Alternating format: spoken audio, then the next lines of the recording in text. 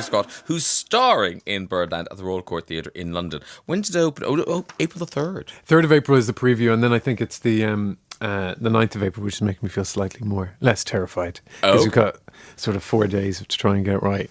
And you're not just in it, you are the star of it. Let's not pretend. Let's not pretend. Yeah, we could talk about the other people in it, but really no one cares. No, I can't say. Ensemble schmomble. You're it. It's all about you. Well, it's about a rock star. And you play the rock star. I play the rock star. Yeah. But no, we do have a fantastic cast. Yeah, I'm just looking at them. No one cares. Really, they could be cardboard cutouts. It doesn't matter. People are going to see you. Well, that's not what their families are saying. Actually, has that been because you've done so much theatre? Is this the first thing you've done since your profile has gone up a kind of a big notch? That's interesting. I did a kind of a big old Ibsen play at the National a couple of years ago when Sherlock was just taking off, and then last year I did a sort of very small play where I had to be sort of preset in the audience as the audience came in, which was a bit scary. They were kind of coming up.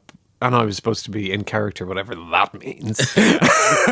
And, people coming up. So that was a little bit weird. It was a little bit alarming. So we had to, the ushers kind of had to, But those directors should be shot. It's true. It's bad enough being in a play, but having to sit there where people come in. It's an actor's worst nightmare being preset. It means you have to be there 40 minutes before everybody else is in, messing about in the dressing room, and you have to be there preset, nervous, looking at people that you know. Yeah, I don't know who your agent is, but they should have stopped that. They should have nipped that in the bud. There was no need for it. It's the creative process. Yes, it's a nice blackout. In you go. In you go. Lights up. No interval. No interval. I'm happy to say there's no interval in our show. Oh, isn't there? I love a show with no interval. Absolutely. I couldn't agree more. Now, Rockstar. So are you having to actually perform and sing? Well, there's the question. Yes, and I've asked it. Yes, and where is the answer? I do perform, sort of. Okay. Yeah. Is it the end of songs where you go, thank you very much? Is it that kind of thing? No, and then you're a bit sweaty with a towel. Yeah, exactly. No, it's sort of... No, I can't say just yet. Okay. Is it new songs? Are there new songs in it? They don't know yet. They're looking at a lot of different things. They really want to hurry up. Time's marching. I mean, I don't mean to worry you, but no, April the 3rd, quite soon. That's only 2 weeks away, isn't it? Less. Well, it's been quite weird because I've been filming. Oh God, it's not. Is it? No, well, keep going. Keep going. Yeah, exactly. Keep going. Yes, keep talking. Well, I've been filming a little bit. I've been filming Frankenstein at the same time. Oh, no, is this the Frankenstein that Dan Radcliffe's in? Yeah. Okay, yeah. Who are you? I play Turpin, who is the kind of religious guy. It's kind of the counterpoint. James McAvoy plays Frankenstein. The Doctor. The Doctor. And so he's the man of science, and I'm the kind of religious guy. Does anyone play the Beast? There is a beast in it, yeah. It's sort of more about the relationship between Igor and Frankenstein. Okay. And Turpin, obviously. It's really all about it. Why they didn't call it Turpin, I don't know. Because really, it's about Turpin. It's a sort of sexy name. Turpin. 20th Century Fox presents. Turpin. Dick Turpin. Yeah. I wonder if he's any relation. He probably is relation to Dick Turpin. Oh, God, yeah. Well, that's what I've been playing. Yes. The subtext. Yeah, the counterbalance that by night you're a highwayman. Exactly. Yeah, so see if you can spot that in my performance. So tell us more about this play, because I feel like I've just laughed at it so far, and that's not my job. Do you know? we're supposed to be encouraging people to go to see it. So you play a rock star. I play a rock star, yeah, and it's about, I suppose, it's quite funny. It's about the idea of being constantly on tour. They've been on tour for 15 months. It's the idea of being completely ruthless, and that if you kind of give somebody everything, what happens to their personality, and how you lose empathy sort of for other people, and how sort of idolizing people is actually a little bit cruel to the person, because it dehumanizes the person completely, and so we're all, as you know, people are all really the same underneath. So yeah, it's quite rock and roll, and it's very funny, but it's also quite dark as well. And we do have a fantastic cast. We genuinely do, and it's written by Simon Stevens, who's a brilliant playwright, and it's really cool, sexy show. I think people will like it. And is it based on real? No, things? I've been very reluctant to sort of base it on. You could. You could base it on, there are elements of different people in it, but I've been kind of reluctant to make it about any one thing, like, is this about, Tom York or, whoever. It's not. It's about the idea of fame, really, and empathy, I suppose, is what it's really about. So yeah. Because I noticed on the chat show when those big music stars come on, even more than actors, it is extraordinary because they're completely indulged. Yeah. Well, it's also the idea of money being lent to the whole financial transaction with rock stars is completely different to the way actors, for example, are paid. They're sort of lent money in a way. They're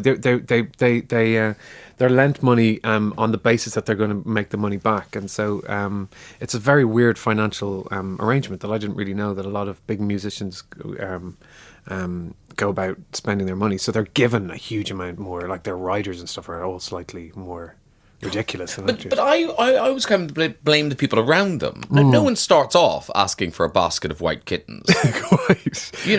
That's after days of people going, is there anything else you'd like? Is there anything else you'd like? That's the thing that they go, and it's also that thing about listening to people. And you do find, you do find with that if with famous people that they do sometimes just talk endlessly about themselves, and you think, are they ever going to ask anybody a question about?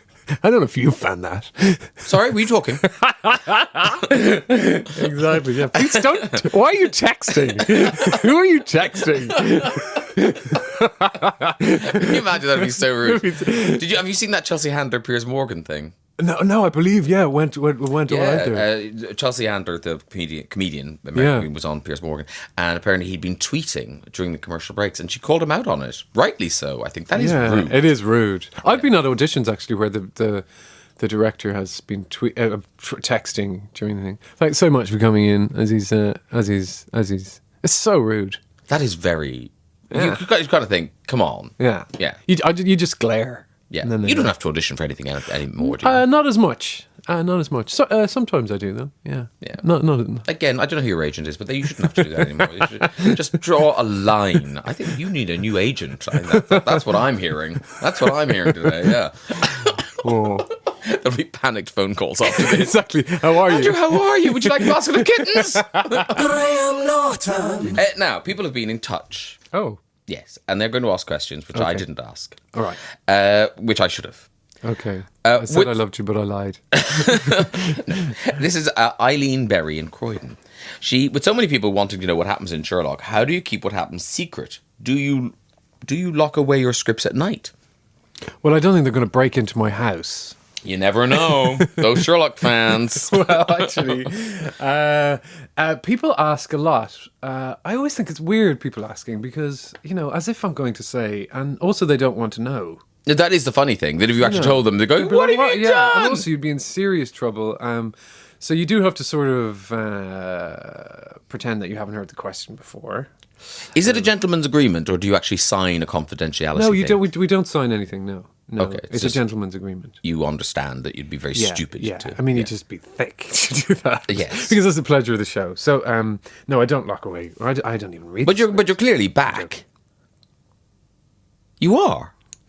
Well, that's not necessarily the case. Well, I think it is. Well, no, because I did a BBC Worldwide event. Oh, yeah? And I'm no gentleman, so I'll tell you this. No, and it was all based on Moriarty being back. What was a BBC Worldwide event? Didn't you film it specially? Film it specially for what?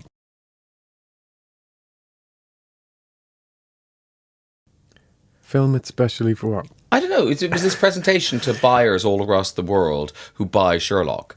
And Benedict did a little piece to camera. And then you showed up. Did I? Yeah. Yeah, you did. I'm not making this up. I saw it. As what? As myself? As Moriarty, I think. I don't know. You were. I think you were acting. I think you were in character. in character. You weren't there. No. It was on film. God, this is worrying. And then this was cool. Everyone on their coffee cups, when the hot coffee went in, your face came up on all the cups. You should get some. What do you mean? There's about 400 of these coffee cups knocking around. What? My face on them? Yeah. You put the coffee in, and as it gets hot, Moriarty's face appears on the cover. Oh, is that because it's Moriarty? I think you've overthought it. No, it's because you're back. Oh, right, okay. Right, well, if you say so. Well, Eileen, I think we've really... Yeah, that's settled. Thanks. I'm glad you asked, Eileen. Come on, Eileen. Literally. Were you in Doctor Who as well? No. Okay. Then I don't know why Stephen Cardiff is asking about that. Okay. Is Andrew a Beatles fan? Oh, of course, because you played Paul McCartney. I played Paul McCartney. If so, what is his favourite album of theirs? This is from Larry Barlow. Probably the White album. Yeah. Yeah. Well, he asked, and that's the answer. There you go. Yeah. I saw Andrew on Broadway alongside Bill Nighy. How does an American audience in a big theatre compare to one at the Royal Court in London? This is from Brian Davids in Orpington. They're very, very enthusiastic on Broadway. They don't have as many sort of straight plays rather than musicals over there. And actually, I think our theatre is a little bit more healthy over here. I think it's a bit more rock and roll, a bit cooler.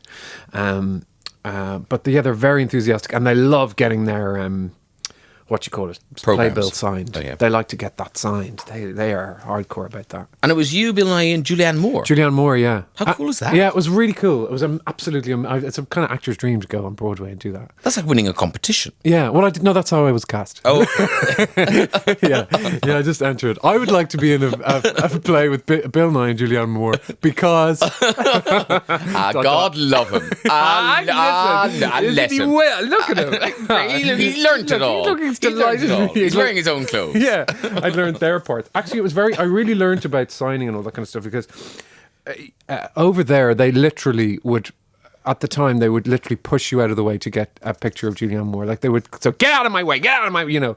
So now when people want to get my photograph or whatever outside stage show or whatever, you just have, people all sometimes assume that the public are never rude and it's always the actors, but sometimes people can be pretty vicious. Yes. What they want, they want. They want. Yeah. Yeah. Kelly Crane, how did you master the Russian accent for BBC Two's Legacy? Oh, well, I started listening to Vladimir Putin and then I stopped. Because there's not a lot of Russian people speaking English as a second language to be heard. So he can hear, and he's got a sort of very strange way of talking. But then I quickly stopped after last summer. Is it BBC Three that has that weird show about the rich Russians living in London? I haven't seen it. No, it's something to behold. Oh, really? Yeah. But they speak English very oddly. Yeah, their emphasis is very strange. In a minute, you're going to turn into the meerkat. Well, that's also the meerkat and Vladimir Putin. They were my influences. That was your research. Yeah. Listen, we're nearly out of time. So just time to tell people that Birdland opens at the Royal Court Theatre in London. You're in the big space downstairs. The big space, yeah. Yeah, of course, because you're the star. You're starring in it. It's all about you. You'll see. Yes, Andrew Scott's name will be bigger than the Royal Court Theatre side. Exactly. It's the whole of Sloane Square. Andrew Scott. Opens for previews on April the 3rd, press nights April the 9th, and you've got to get there before May 31st. Exactly. That's when it stops. Really, really nice to meet you. Thank you so much for coming in. Graham. Thank you so much. Bye-bye.